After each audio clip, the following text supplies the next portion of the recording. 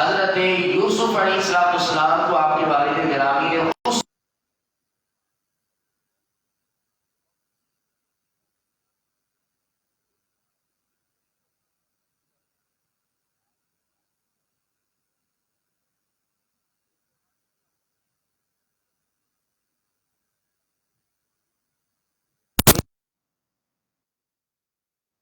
ہے کہ اللہ رب العالمین کے جو نیک بندے ہوتے ہیں ان کے تبرکات کے اندر اللہ نے شفا کو رکھا ہے.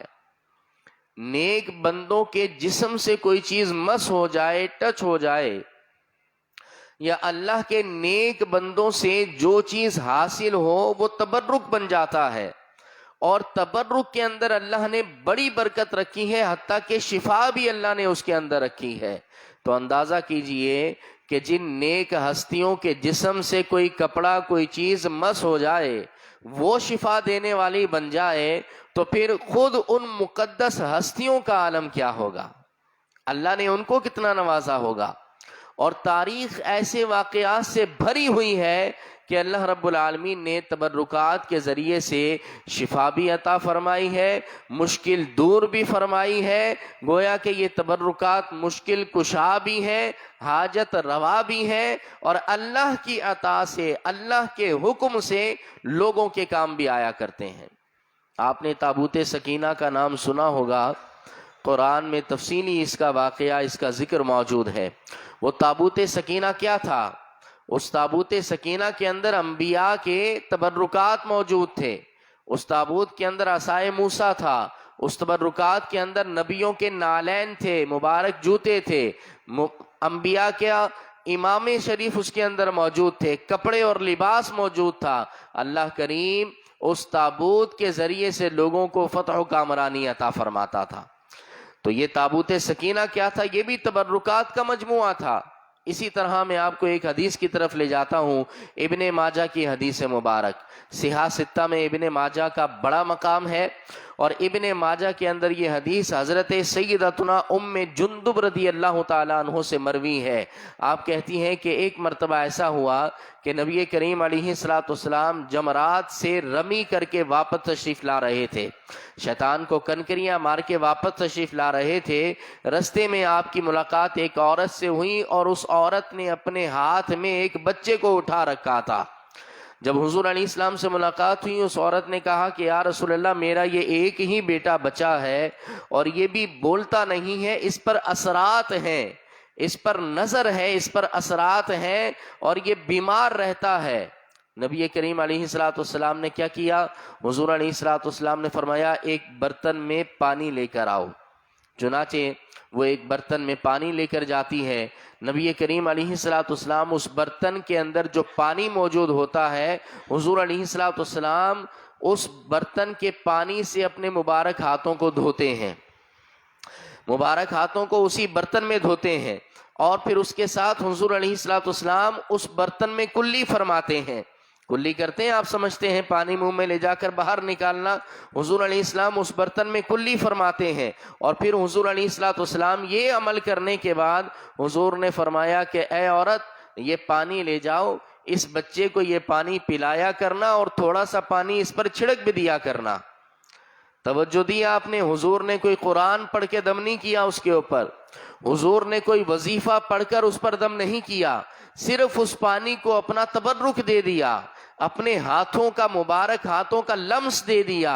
اس مبارک پانی کو ہاتھوں سے، اس پانی کو مبارک ہاتھوں سے چھو لیا. صرف یہ عمل کیا ہے، کلی کی ہے اس کے اندر. یہ ایک معمولی سی بات ہے، کوئی وظیفے نہیں پڑھے، کوئی قرآن کی آیتیں نہیں پڑھی.